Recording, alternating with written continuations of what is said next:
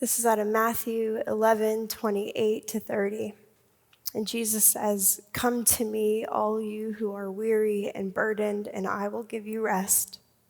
Take my yoke upon you and learn from me, for I am gentle and humble in heart, and you will find rest for your souls. For my yoke is easy and my burden is light." This is the word of the Lord. You guys can take a seat. If you guys have ever been over to our church offices, and I've ever given you guys a tour of that space, it's right downtown. I probably showed you my desk, which is kind of in the back corner. And if you've ever seen my desk, you guys would notice that there's a really distinguishing feature about my desk.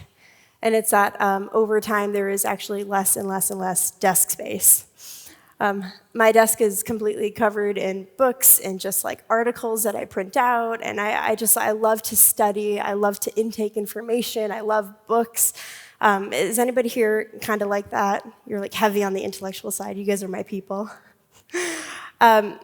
If you're like me and you like to read and you love to intake information, there kind of comes a wall that you hit after a while, where you begin to realize that there are just some things in this world that you can't learn in a book. Right? There are some things you can't master in a seminary classroom. There are some things that you actually cannot break down with microscopic precision. There are certain things in this world that we have to learn through lived experience. And love is one of those things. And despite the attempts to capture and to define love from philosophers and theologians and poets and singer-songwriters and, high school smitten lovers alike, we can all agree that love is something that is embodied, that love is a verb, love is an action. And so it's only fitting this morning on the fourth week of Advent, where historically the church, we draw our attention onto love, that this talk you guys are about to hear, it's a short talk, by the way, that it was not written at my desk with my books and my commentaries and my Greek dictionaries, but this was unfolded literally before my eyes, both in participating and observing the church rise to the occasion to do just that, to love in action. And here's a little funny thing about love, guys. It's that we all know we need love, right? Right? It's the theme of every single song we've ever listened to. We know we were designed to receive love. We know we were designed to give love. And a lot of us, however, because of the effects of sin and brokenness in our world, we're actually really confused about what love should look like. And maybe not just confused about how romantic love should look like. And I'm sure there's enough people in this room who've had their fair share of just relationships where their sense of trust around love has been fractured. But many of us, we're so confused about what love should look like because we have family systems with dysfunction in them. We're part of communities that have brokenness that goes on for generations. And guys, here's the thing is that when something we need so deeply becomes something that we can actually no longer recognize, that we can no longer define, it burdens us. And life without real love, it's a burden. And I really believe that, friends, we need somebody to show us what real love looks like, because real love restores our souls. And so this morning, I want to draw our attention to the letter of 1 John. And this was written by the Apostle John. This is one of Jesus' closest friends. Some would say that he was the beloved of Jesus. And this was written to a cherished community in the first century AD. And now again, this is a letter. And so I ask, would you go home? Would you read it for yourself? But I'm just going to read two different chunks out of this. And this is out of 1 John 3 and 1 John 4. So 1 John 3, 16 through 18, it'll be on the screen behind me. It says, "By this we know love, that he laid down his life for us, and we ought to lay down our lives for the brothers. But if anyone has the world's goods and see the brother in need, yet closes his heart against him, how does God's love abide in him? Little children, let us not love in word or talk, but in deed and in truth." And this next chunk, this is out of 1 John 4, 7 through 12. "Beloved, let us love one another, for love from God Love is from God. And whoever loves has been born of God and knows God. And anyone who does not love does not know God, because God is love. And in this, the love of God was made manifest among us, that God sent his only Son into the world so that we might live through him. And in this is love, not that we have loved God, but that God has actually loved us first, and that he sent his Son as a sacrifice to clear away our sins and the damages that they've caused to our relationship to God. Beloved, if God so loved us, we ought to love one another. No one has ever seen God. But if we love one another, God lives within us, and his love is made complete in us. Friends, I believe that this text right here gives us 4 insights that can help us define and walk in love today. And here's the first. It's that real love, it requires action. Real love requires action. So whether you're here and you're a Christian or you're not a Christian, I think we can all agree on something. And it's that love without action is cheap, right? It's cheap. In fact, this is what John literally just said. He said, but if anyone has the world's goods and see his brother in need, yet closes his heart against him, how does God's love abide in him? Little children, let us not love in word or talk, but in deed or in truth. And I want to just start off, and I want to just be bold this morning, and I want to say that, guys, a love that does not move towards people is a counterfeit love, right? It may take on the appearance of love, but it actually has no substance. And it's important that we name this right away because, friends, there is like real and true and beautiful embodiments of love, and I'm going to talk about that in a minute. And there is a counterfeit love that is trying to get our attentions. All right, I want to give you guys a little bit of an example. Have you ever been to New York City and somebody has tried to sell you a Gucci purse for $40? Right? We all know that's not Gucci. That ain't Gucci. It's a counterfeit. Yeah, right? It might look like Gucci. It might even feel like Gucci. Like you might feel Gucci when you walk with your new purse, but like deep down, guys, we all know that that's a counterfeit. That is a cheap substitute of the real thing.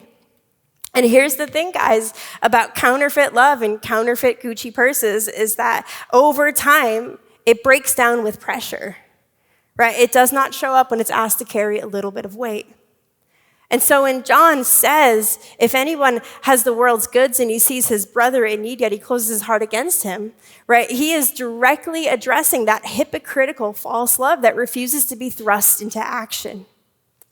And I want us to zero in on one of these words that he uses really quickly. It says, closes his heart. And in the original language of Greek, this literally means to shut one's inner life or to basically lock the door of your heart from the inside. And it's important that we hear this, friends, because John is not talking about not being able to act on a need because we don't have the means to do it. Like, that's not what he's saying. What John is addressing is the human tendency that lives in each and every single one of us to see a need and to choose self-protection and to choose self-preservation over love and action. Right? John, he's talking about apathy. He's talking about callousness. He's talking about indifference in the face of suffering.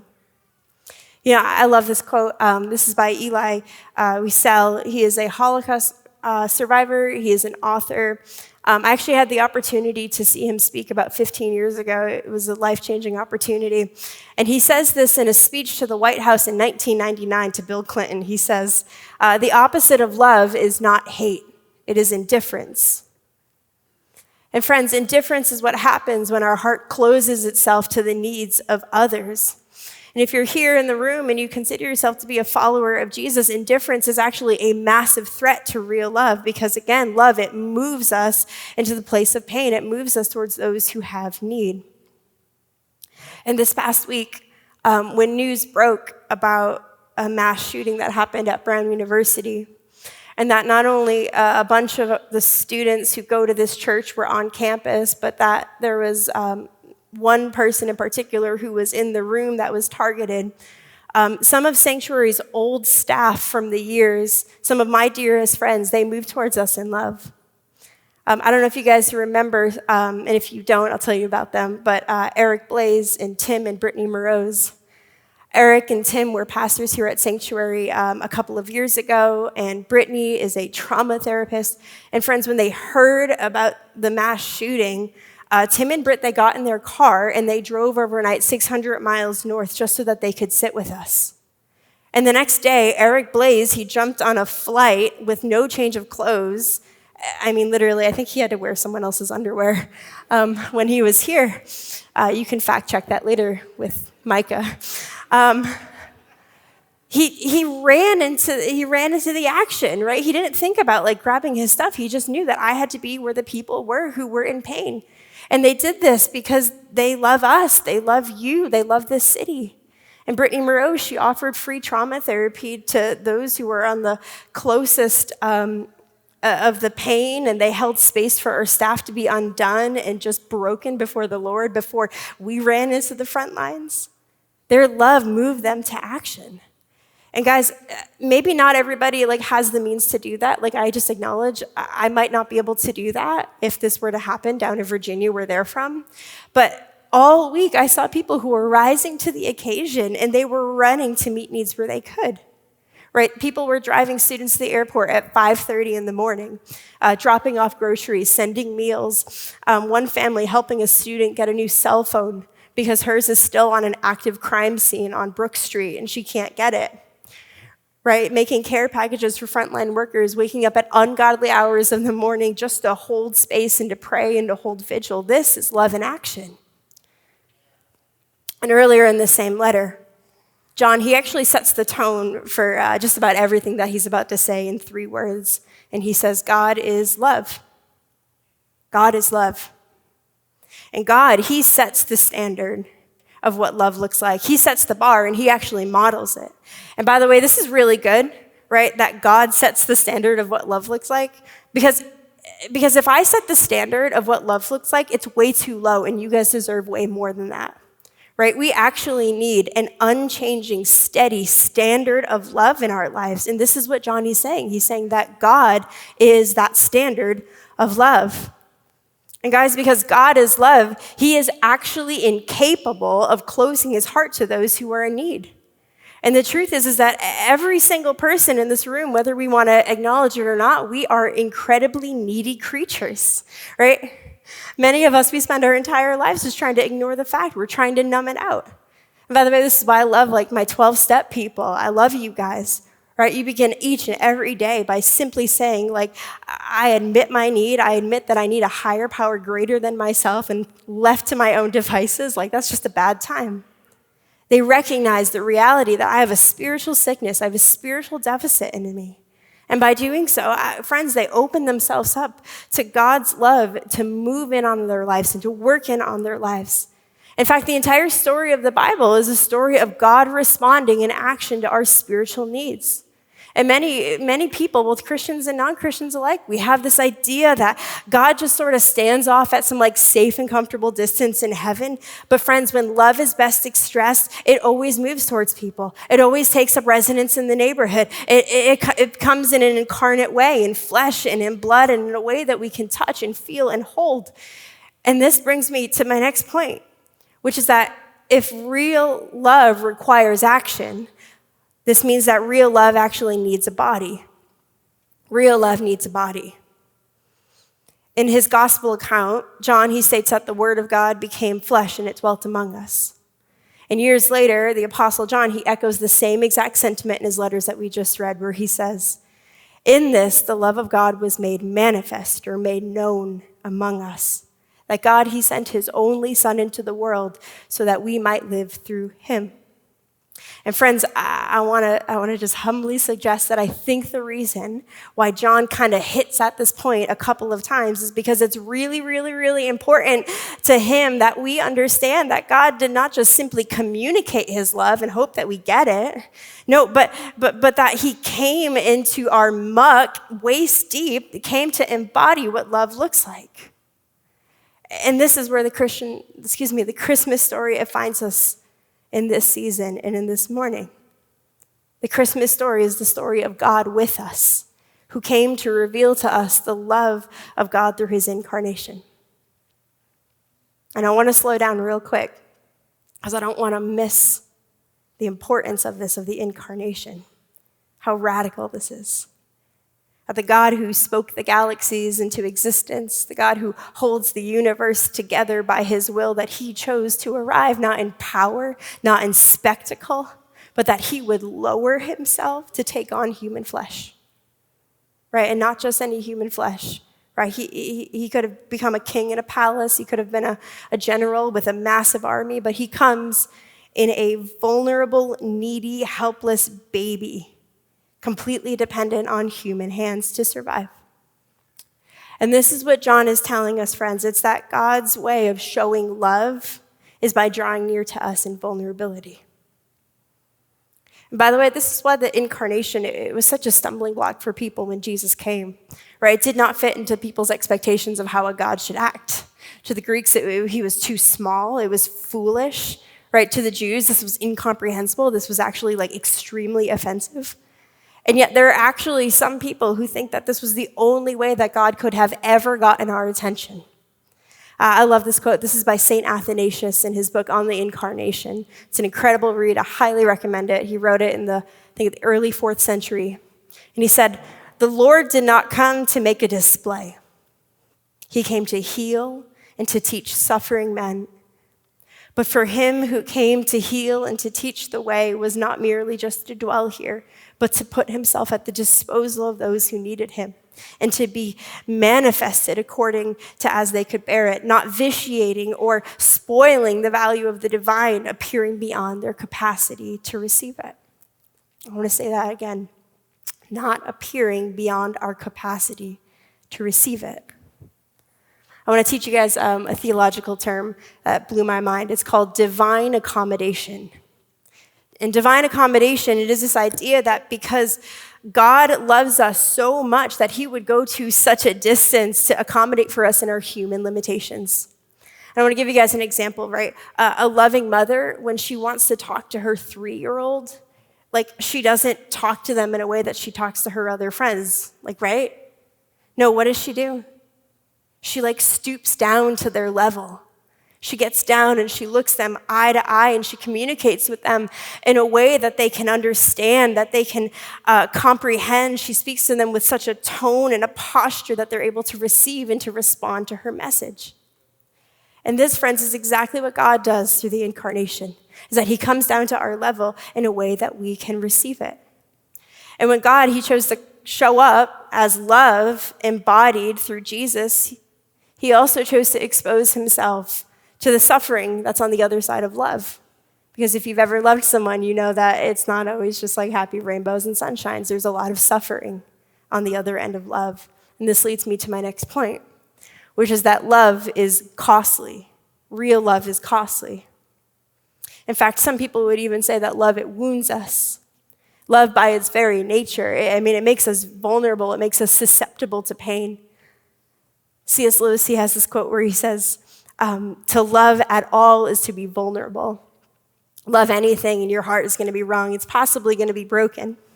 If you want to make sure of keeping it intact, you make sure you don't give it to anyone. Don't even give it to an animal. C.S. Lewis clearly understood the pain of having to lose a cat. To love is to be vulnerable.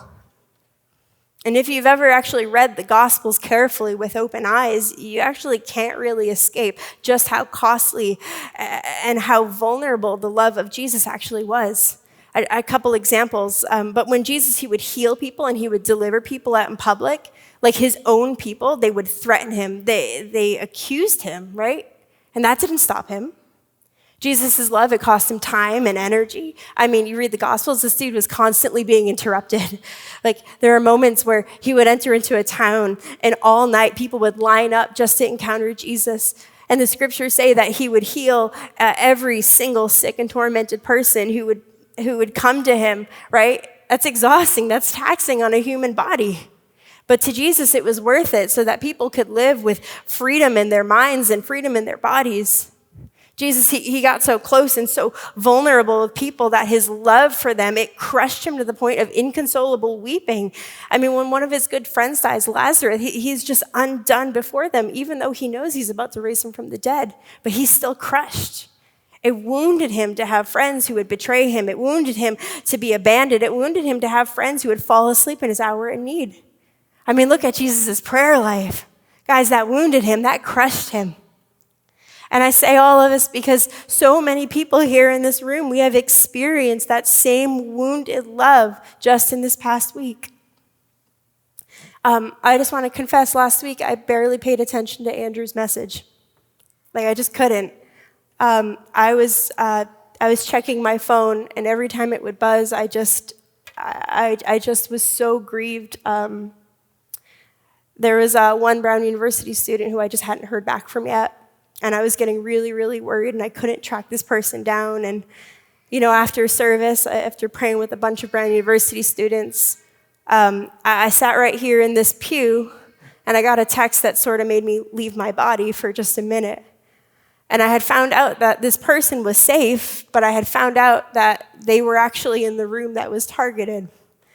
And I do not know how else to describe what happened in my physical body other than I was shredded with love for this student. I mean, I was inconsolable. I couldn't stop weeping. People kept trying to hug me, and I just couldn't stop weeping.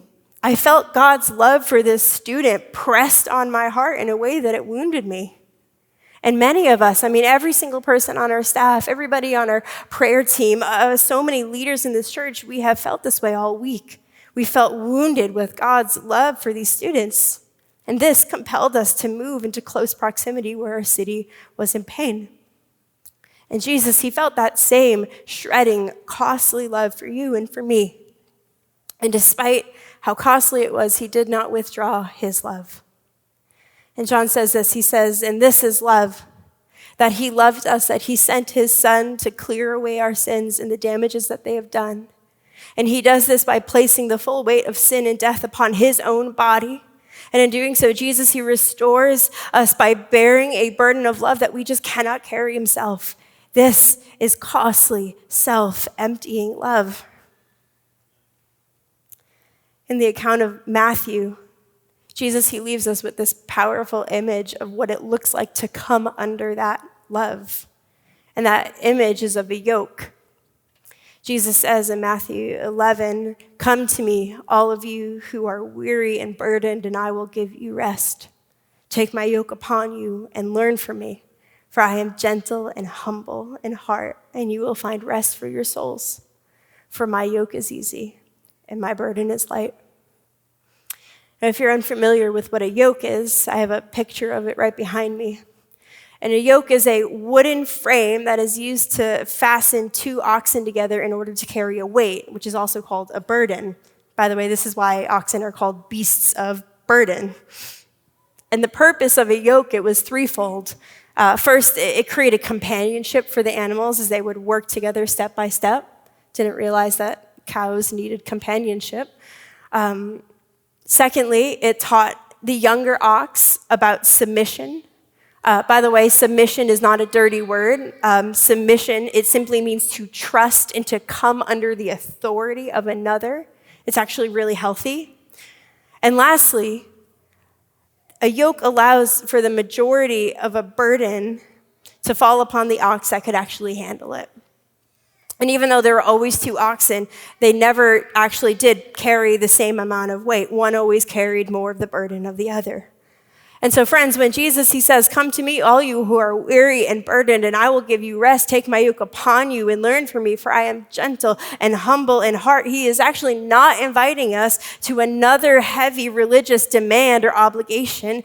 He's simply inviting us to entrust ourselves to him and to come under his way of life, and to come under his teaching, and to come under his authority and under his strength.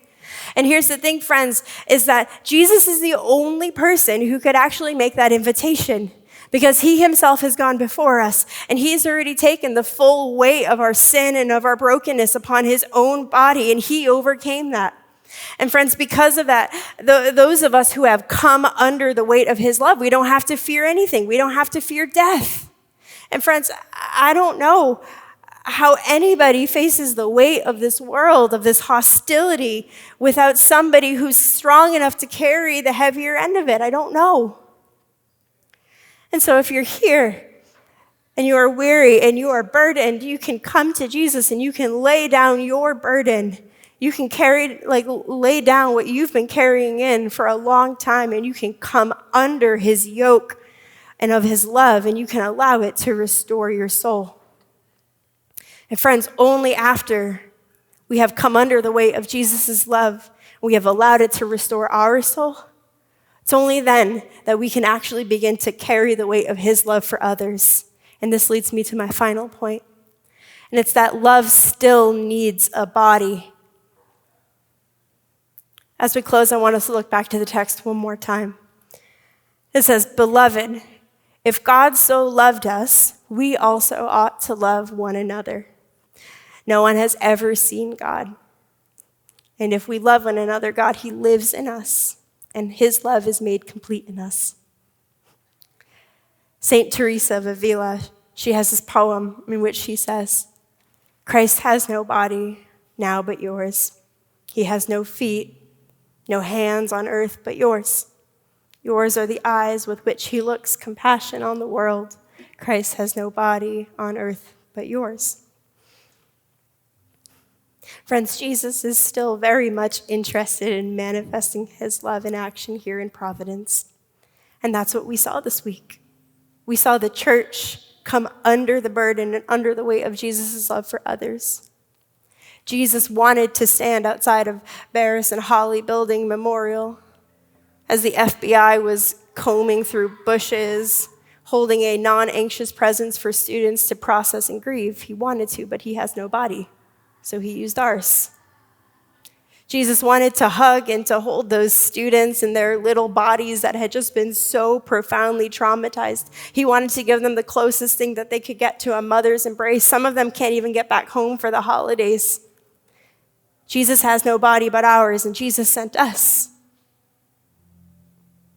Jesus wanted to stay up all night and to hold vigil and to pray for those who were afraid and shattered. He wanted to make care packages for frontline workers. He wanted to drop off groceries. Jesus, he wanted to tell news reporters to back off. Jesus, he wanted to shake the mayor's hand and pray for him and say, "Hey, you're doing the best that you can do. Keep on going. We're in your corner." But he needed a body. He wanted to do all of that and more. And he still wants to do more, but he needs a body. And I want to be honest with you guys. This week was really, really heavy. And in some weird and sacred way, by drawing near and by being Jesus' hands and feet, somehow my soul feels restored.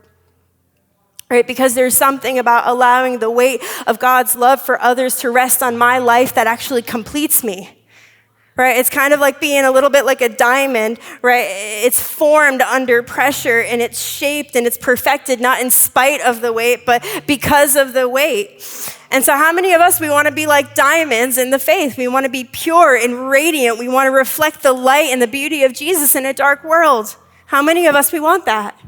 We want to be the next Mother Teresa. We want to be the next Desmond Tutu, the next Corrie ten Boom. We want to be the next Dietrich Bonhoeffer. But I want to let you guys in on a little bit of a secret, is that those people were not born that way.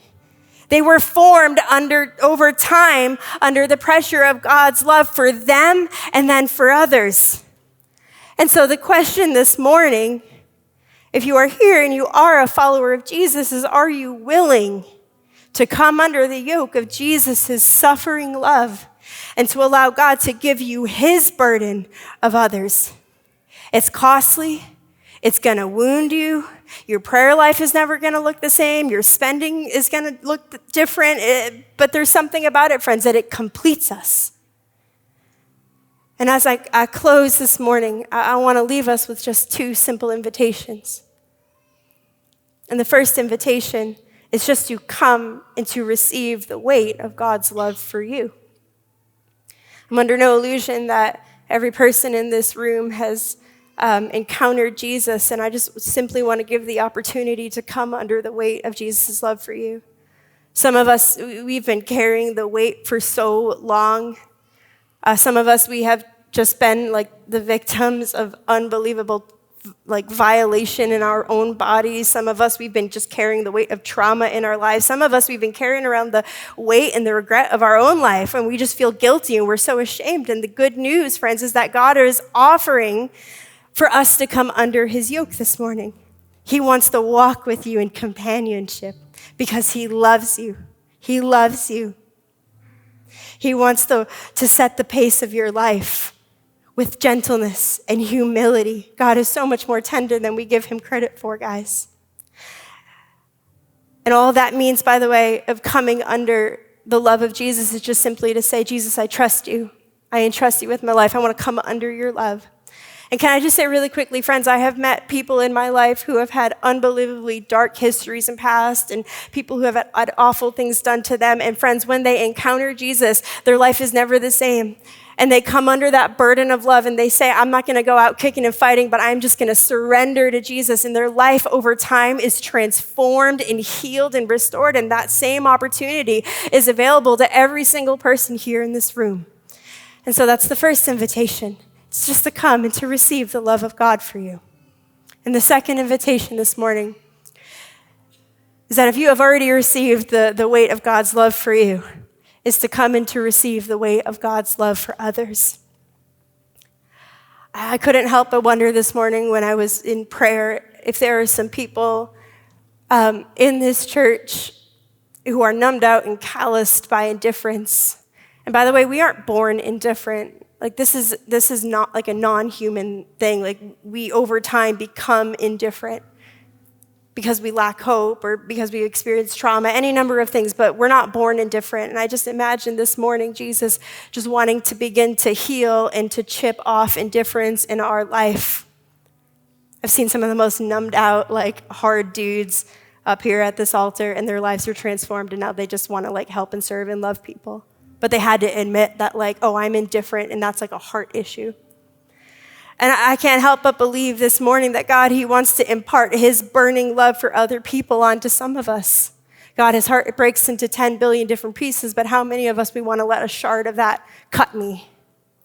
Right? Even as I've been teaching, how many of us God has been bringing to mind people and family members and classmates and injustices right before our own eyes, and he's pressing on our heart. And he wants us to feel the cut of it. He wants us to feel the wound. And so the invitation this morning for you is to come and to receive the burden of God's love for others. Maybe it's to break the sound barrier and to allow yourself to become like me last week, undone before the Lord as he cut my heart, to pray, to intercede.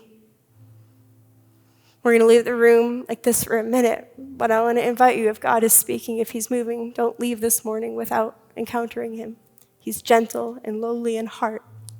And he's inviting us to come to him.